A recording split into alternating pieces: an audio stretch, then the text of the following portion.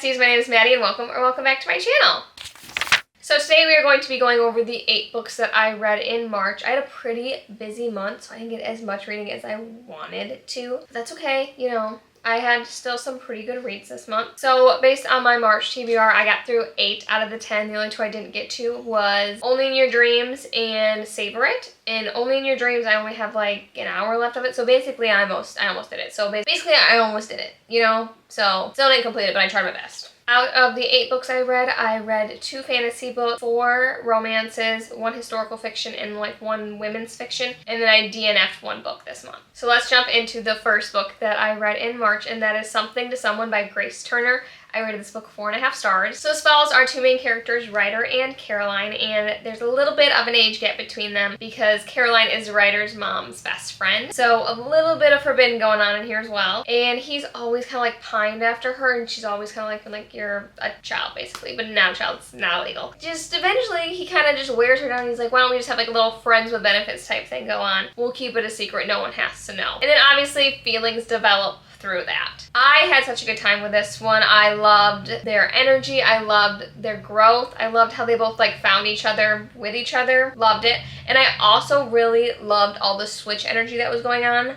Yeah, this scene always gets me. I don't know what it is about a certain scene where they kind of switch. You know what I'm saying? You know what I'm saying? I had such a good time with it. I thought it was so good. I love this little interconnected standalone series she has going on because the first one is best friend's mom. So you have another age gap in the first one in this series where she is the older woman. I love that. Then I listened to Last Twilight in Paris by Pam Jennett, and I rated this book 4 stars. So this book is told in past and present timelines, and it follows a few main characters, but one FMC in particular, and she's just trying to figure out what kind of happened to her best friend during the war, because it takes place in Paris in the 1960s, something with Germany, okay? That whole thing going on. Her best friend was killed in very mysterious ways, and everyone always said like, oh, she kind of passed, don't ask any questions about it. And she's always been curious what actually happened to her.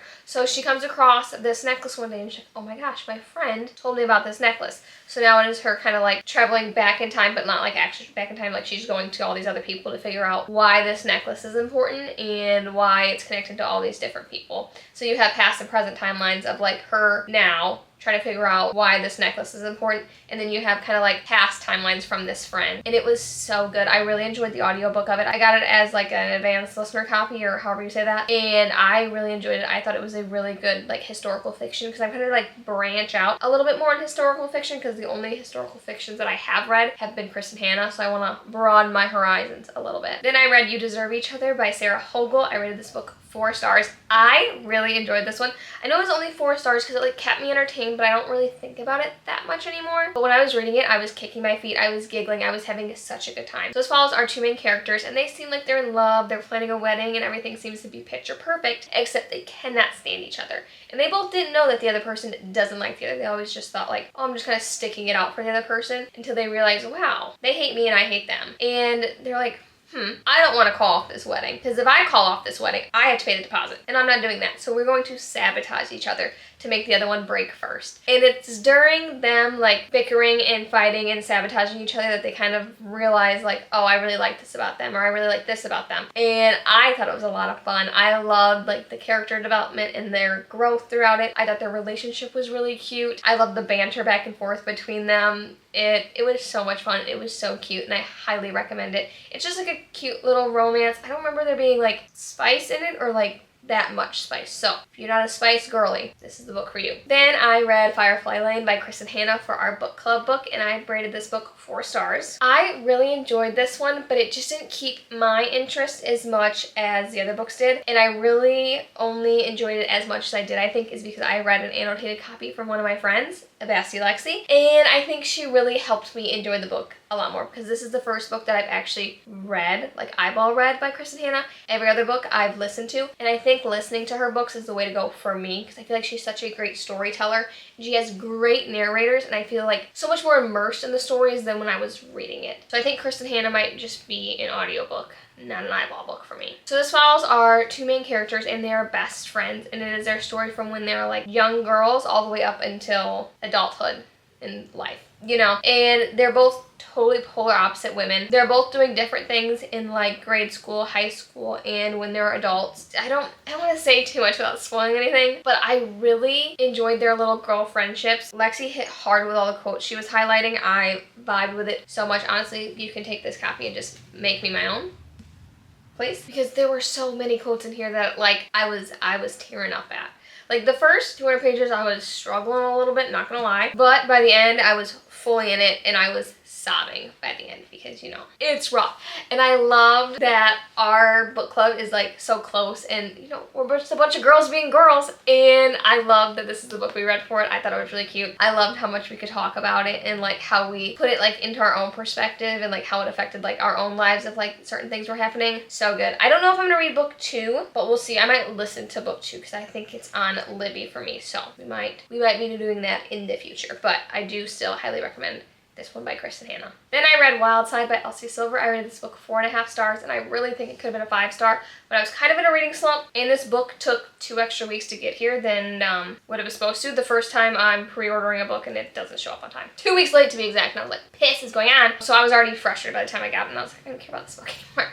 So this follows our 2 main characters, Tabby and Reese, and Tabby is trying to get custody of her nephew because of some things that happened, but Reese, our MMC in this, is also trying to get custody or something along those lines, and they kind of work out an agreement that they're going to get married in order for Reese to keep his citizenship in Canada and like still kind of be part of this little family. So you have marriage of convenience in there, you have a little bit of single parent because they're both newly single parents to this small child, and it was cute. I mean, I liked it. I loved Tabby. Tabby is my favorite. One of my favorite FMCs. I'm not going to say favorite because Willa Grant is one of my top favorite girls of all time. So I can't say my most favorite, but Tabby is up there. I love her personality. I love her kind of grumpy sunshine-esque that she has for herself. I loved every little aspect of her. Reese was fun. I liked his broodiness. Just a few parts of it I didn't really vibe with, maybe. I don't know. Just something about it didn't hit as hard as I wanted it to, but that's fine because I still ate it up. I still loved it. I would reread it again. It just wasn't my favorite one, but still really good. It just isn't one that I think about like I do like majority of the other Elsie Silver books I've ever read. So, I don't know. I'm still kind of torn on it. So, still get rated high. I don't know. I'm going to be done talking about it because I don't know, but I still highly recommend. Then I read my baby. So when I read Redeeming 6 by Chloe Walsh, I rated this book 5 stars, obviously. I wasn't emotionally ready for this book, but I put it on this TBR and I was like, I have to read it because if I don't sit down and start reading it, I'm never going to read it because I never want to be done with them, and it hurt. It ripped my heart out. It put it back. It ripped it out. It put it back. Ripped it out. There were so many times that I was also reading this on my Kindle that I would be in bed sobbing and Zach would be like, you need to leave. I'm trying to sleep and I can't pull it together. I cannot pull it together.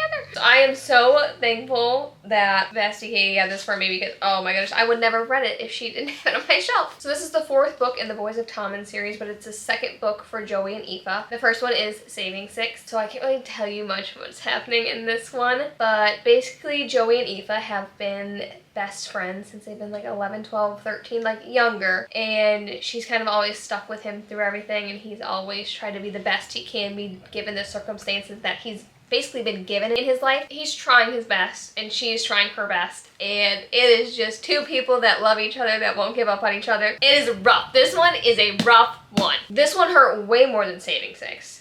Way more. There's one scene in particular where they're talking about some stuff that happens to Joey and at what age it happens, and oh my lord, I was so sick to my stomach. I think I'm gonna start crying if I still think about it. Like, I feel like my eyes are permanently like watering right now and I can't get them to stop. But I love them. I love this series. But I'm really scared for Taming 7 because everyone says Taming 7's not great. So, I don't know. I might go back and reread Binding and Keeping 13 because those books smacked as well. I loved also the snippets of Johnny and Shannon. I love that. This found family, this little group of the Lynch siblings, they've done something to me. They've done something to me and they've ruined me. I'm not sorry about it. I love them so much. And I think there's like another book coming out, something 10. I don't even know if that's correct. But I love, they're thick books, okay? But they're fun. They're not fun. They're not fun at all. What am I saying? They're heartbreaking. But I love them. So if you want a book that rips your heart out, this couple will do it for you. After I'm pulling myself back together here, then I read Phantasma by Kaylee Smith. I read this book 4.25. I loved it. I listened to this, half read it, and I think if I would have fully read it, I think it would have been a little bit higher. Just sometimes audiobooks, listening for the first time, I get a little lost in the sauce, especially with fantasy. Because sometimes my brain is like, doo-doo-doo-doo, while like I'm listening, and then I come back to reality and I'm like, oh man, I missed that whole chapter, and I gotta redo it again, and it just kind of pisses me off. So again, user error, why this book could be a little bit lower. So I was our FMC, Ophelia, and she decided she's going to join Phantasma because her sister does, or her sister's missing at the beginning of this. And her mom has also recently died, so she's a necromancer? I'm almost positive that's what she's called. And so she's kind of got a little leg up in this little event thing. So Phantasma is basically these levels, this carnival game. I wouldn't say carnival game. Kind of carnival-ish. Just with a bunch of gore. So like think of like high stake carnival games meets Saw meets fantasy, and you gotta get to these levels, and if you don't, you know. And so she's basically going through these levels, and there she meets Blackwell, and he is a phantom, and he is a blonde man. I'll tell you that right now, he's a blonde man. Wild. And he's gonna basically help her throughout Phantasma. And she's also gonna help him because there's some stuff going on. And I should have seen that ending coming from a mile away, did I? No. Nope, smacked me right in the forehead, and I was like, wow. I still enjoyed it. I still had a good time. The audiobook was really good. I loved the narrating. I loved how they really, like, made the story immersed. Like, some of these trials that she was going through.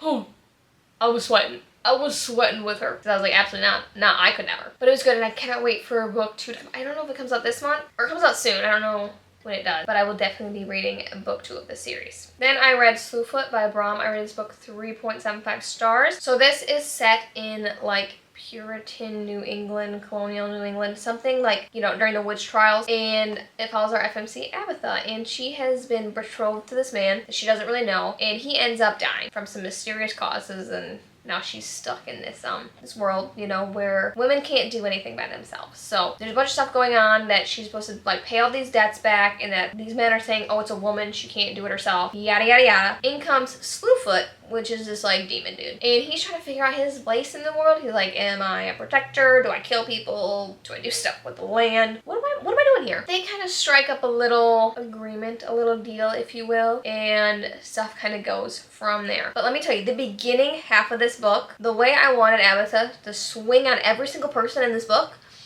it was truthfully so frustrating that I wanted to DNF it. I was like, I'm gonna lose it. I'm gonna lose it reading about these white men that have no thoughts but think they know everything.